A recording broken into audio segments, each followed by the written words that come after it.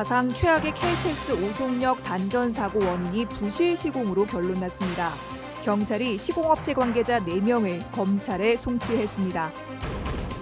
69명의 사상자를 낸 제천 스포츠센터 건물의 철거가 시작됐습니다. 국회 진상조사는 불투명합니다. 청주 테크노폴리스 유적 처리를 놓고 해법 찾기에 나섰습니다. 에코 뮤지엄으로 대안이 제시됐습니다. 충주댐 수돗물값을 둘러싼 분쟁이 2라운드를 맞았습니다. 지원조례 통과로 물값 납부 거부 운동에 힘이 실리게 됐습니다. 여러분 안녕하십니까? 계속해서 충북 지역 뉴스입니다. 69명의 사상자를 낸 제천 스포츠센터 건물의 철거가 시작됐습니다. 참사 1년이 지나도록 가만히 있던 국회는 뒤늦게 진상조사를 하겠다고 나섰는데 실질적인 성과는 없을 전망입니다. 이지연 기자입니다. 29명이 숨지고 40명이 다친 제천 화재 참사. 까맣게 그을리고 깨진 유리창은 임시 가림막에 가렸지만 그날의 참사는 아직도 생생합니다. 참상을 지우기보다 일상에서 아픔을 마주하지 않도록 건물 철거를 결정한 이유입니다. 굉장히 마음이 좀 안 좋죠, 그 건물 지나가면서 볼 때마다. 지금 있는 것보다는 다시 새로운 건물이라든가 그런 게 이제 들어서는 게 낫겠죠. 제천시가 건물을 매입하고 철거 업체를 선정하기까지 걸린 시간은 불과 2달여. 업체가 착공계를 제출하면서 공식적인 철거가 시작됐습니다. 당장 다음 주부터는 공사를 위한 임시 발판이 설치되고 이후에는 중장비를 이용해 건물을 한 층씩 제거하는 작업이 이어집니다. 국회 차원의 진상조사도 불투명합니다. 오는 28일 여야 합의를 거쳐 소위원회를 구성할 예정이지만 불투명한 정국에 알 수 없는 일입니다. 실제 건물을 허무는 작업까지 2주 정도의 준비 시간이 걸리는데 그 사이에 현장 실사는 가능하지만 얼마나 효과적일지는 미지수.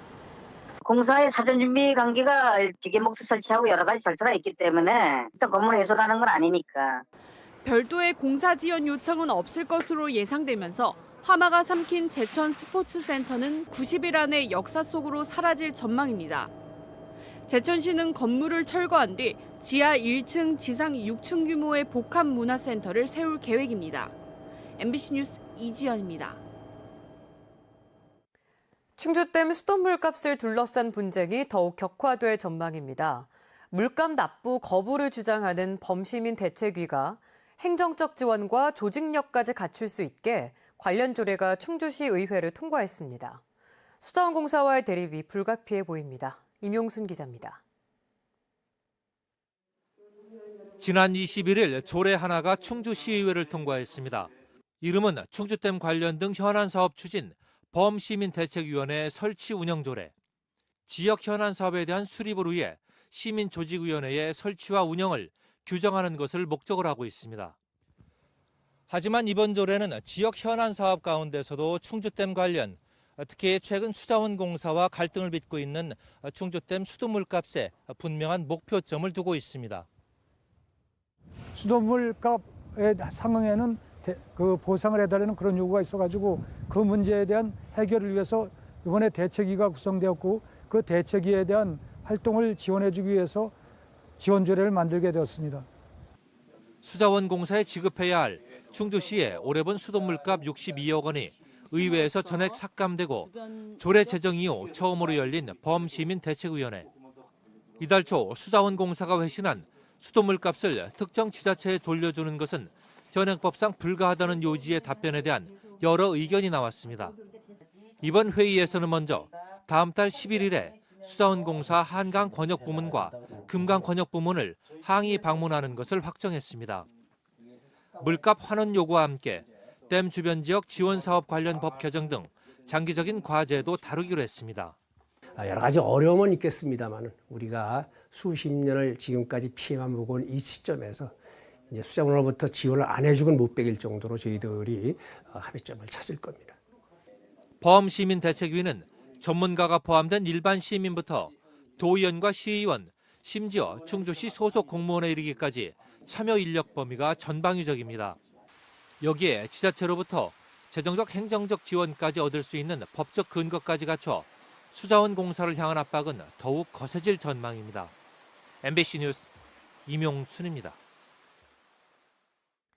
이시종 충북지사가 국회에서 열린 지방자치법 개정안 토론회에서 자립 기반이 열악한 군 지역에 대한 특례 군 설치를 주장했습니다. 이시종 지사는 단양군처럼 인구가 적은 소멸 위험군을 특례군으로 지정해 국가 재정을 더 투입하는 방식으로 자립 기반을 마련해야 한다고 강조했습니다.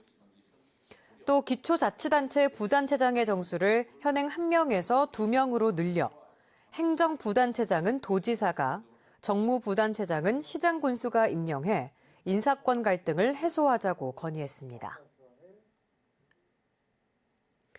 충청북도가 앞으로 10년 동안 바이오헬스 분야에 5조 5천억 원을 투입하는 내용의 2030 바이오헬스 산업 발전 전략을 발표했습니다.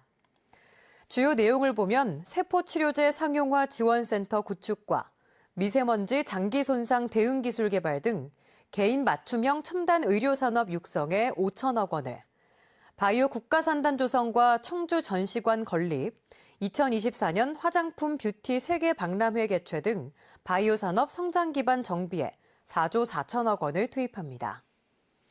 충청북도는 현재 전국 3위인 바이오 산업 시장 점유율을 2030년에는 전국 1위로 끌어올리겠다는 계획입니다. 2019 제천 한방 바이오 박람회 슬로건이 선정됐습니다. 제천 한방 바이오 진흥재단은 지난 4일부터 접수된 61건의 슬로건 가운데 제천시의 브랜드와 한방 역사를 담은 치유와 한방, 제천이 이끌고 인류가 누리다를 최종 선정했습니다. 올해 박람회는 오는 10월 2일부터 엿새 동안 한방 엑스포공원 일대에서 열립니다. 오송역 부근에서 발생했던 사상 최악의 KTX 단전 사고, 경찰이 부실 시공을 원인으로 결론 내렸습니다. 충청북도와 코레일의 책임은 밝혀내지 못했습니다. 제이영 기자입니다. 지난해 11월 오송역 부근에서 서울로 가던 KTX 열차가 멈춰섰습니다.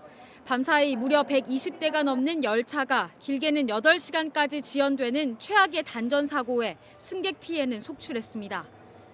원래 7시 35분에 울산으로 가려고 했는데 연착이 돼가지고 1시간 정도 더 기다리라고 하더라고요. 경찰은 단전 사고의 원인을 부실 시공으로 결론 내렸습니다. 단전의 결정적 단서가 열차 블랙박스에도 포착됐기 때문입니다. 열차에 전기를 공급하는 선을 당겨주는 조가선이 분리되면서 집전 장치와 충돌해 단전이 일어나는 장면입니다. 사고 당일 새벽 조가선을 교체한 시공업체가 작업 시간을 줄이기 위해 설계 도면 규격을 지키지 않고 전선 두께와 길이를 가늘고 짧게 시공한 겁니다. 설계 규격대로 이렇게 제대로 시공이 이루어져야 되는데 그 관리 감독 없이 작업자가 그 사전 작업을 하면서 제대로 그 규격대로 그 시공하지 않은 게 원인으로 이렇게 밝혀졌습니다. 경찰은 현장 감독과 작업자 등 4명을 불구속 입건하고 기소 의견으로 검찰에 송치했습니다. 다만 발주처인 충청북도와 관계기관인 코레일, 철도시설관리공단에 대해서는 사고와 관련된 직접적인 인과관계를 찾지 못했다고 밝혔습니다.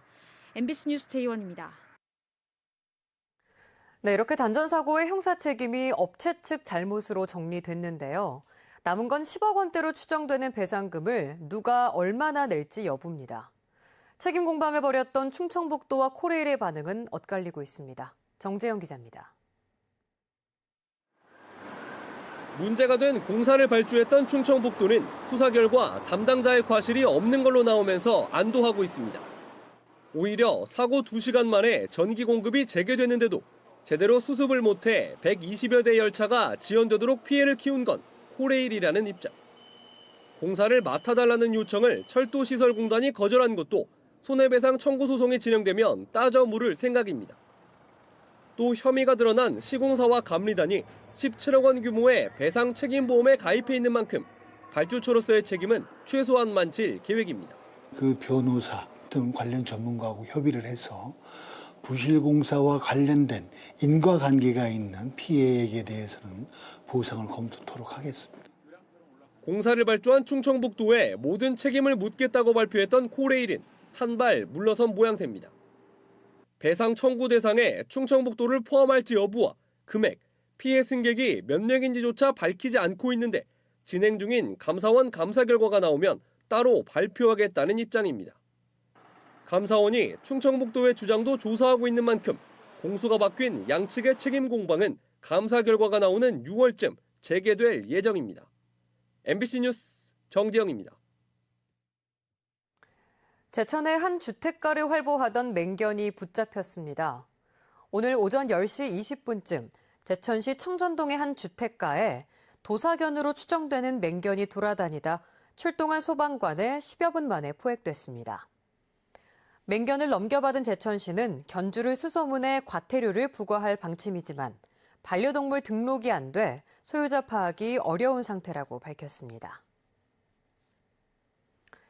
지난 주말 청주에서 발생한 노래방 비상구 추락 사고와 관련해 충청북도 소방본부가 1,700여 다중 이용시설에서 추락 방지 시설 설치 여부를 전수조사하기로 했습니다. 비상구 추락 방지 시설 설치는 지난 2017년 말 관련법 개정 이후 의무화됐지만 올해 말까지 2년간 유예됩니다. 지난 22일 밤 청주시 사창동의 한 2층 노래방 비상구에서 20, 30대 회사원 5명이 동시에 추락해 2명이 의식을 잃는 등 중상을 입었습니다. 청주 테크노폴리스 유적 보존 방안을 논의하는 공개 토론회가 열렸습니다. 청주시를 향한 강도 높은 비판이 이어졌고 대안으론 에코 뮤지엄이 거론됐습니다. 조미애 기자입니다. 시민사회단체 주도로 열린 토론회. 청주 테크노폴리스 유적의 역사적 가치에 전문가들의 이견은 없었습니다. 그럼 여기보다 큰 또는 더 중요하게 나올 만한 청주적이 있을까? 제가 이 분야를 공동한 사무소는 없습니다. 마한 백제 시대 집터 600여 기 등이 발견된 1차 부지는 이미 아파트 단지가 덮어버린 상황. 지역 역사학자들은 마한이나 백제 전공자도 없이 속전속결로 진행된 개발 과정에 자성의 목소리를 냈고 외부 전문가들도 청주시를 향해 강도 높은 비판을 쏟아냈습니다. 얼치기 전문가라는 사람들 대충 섭외해가지고 여기는 그냥 밀어붙여도 돼. 이게 관과 그 관의 허수아비와 얼치기 전문가들의 합작품이에요. 청주시의 테크노폴리스 지분 관계, 청주시 퇴직 공무원의 청주 테크노폴리스 자산관리 재취업 등의 문제가 현 문제를 초래했다는 지적도 쏟아졌습니다. 대안으론 송절동 일대 문화와 자연환경을 바탕으로 한 에코뮤지엄이 제시됐습니다. 역사 문화와 미호천과 무심천을 중심으로 한 생태 환경이 어우러지는 사실 에코뮤지엄 형태의 그 접근 방식으로 청주시는 3차 부지 원형 보존을 17만여 제곱미터에서 더 늘릴 수도 있다면서도 토론회에서 제안한 에코뮤지엄에 대해선 말을 아꼈습니다. 시굴 조사 끝나고 전문가 검토의 이런 걸 통해 가지고 현지 보존이 더 필요한 유적에 대해서는 좀 추가적으로 사업자 협의해서 보존하려고. 진작 청주시가 마련했어야 할 토론회장이 시민사회 주도로 이제서야 열렸습니다. 청주시가 내놓을 대책에 이목이 집중되고 있습니다. MBC 뉴스 조미애입니다. 구제역 백신 접종 명령을 위반한 농가에 대한 처벌 수위가 대폭 강화됩니다. 농림축산식품부는 구제역 백신 접종 명령을 위반하면 위반 횟수에 따라 200, 400, 1,000만 원이던 과태료를 상향 조정하는 내용의 일부 개정안을 입법 예고했습니다. 충북지역 뉴스였습니다. 고맙습니다.